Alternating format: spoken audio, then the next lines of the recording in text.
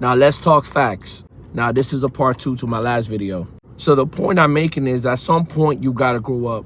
Once you get to a certain age, you have a family, you have children, you have multiple businesses, you have a career, you gotta let that shit go.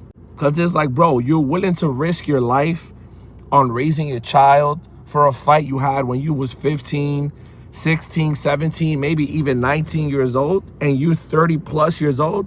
That's embarrassing. That means that you don't really care about the foundation you built. You really don't care about your family. You only care about your ego and your pride. That's why you gotta just let it go. A lot of times letting something go doesn't make you soft. You could try to be the bravest guy in the world. There's a lot of brave guys in the cemetery. There's a lot of brave guys in the grave right now. They super tough, but they're super dead. So being quote unquote tough is not the move. It was never the move. It's not about being the toughest and roughest. It's about being smart and being the smartest so you can really survive. Because just as tough as you think you are, there's somebody out there a lot tougher. You think you might be crazy?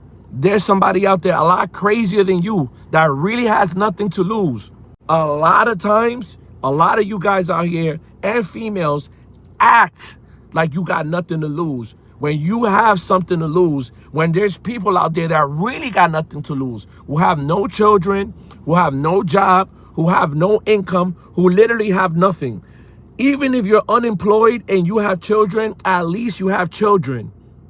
At least some of y'all, you got a family. You got somebody that looks up to you, who wants to be like you. But if you're setting a bad example, you might not even live long enough to see that person grow up. And that's what you call selfish.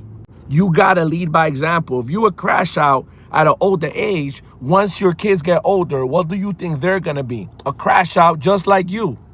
Keep in mind that the apple don't fall far from the tree. Sometimes you see the tree is rotten and you still want to bite that apple, then that's your fault, that's your consequences, because you knew that the tree was rotten and you still ate the apple. So what I'm trying to say is this: stop walking around like you got nothing to lose when you got something to lose. Stop trying to act like you got something to prove when there's really nothing to prove. Use your intelligence, not just IQ. You got to use your EQ. A lot of y'all claim to be intelligent, but have zero emotional intelligence.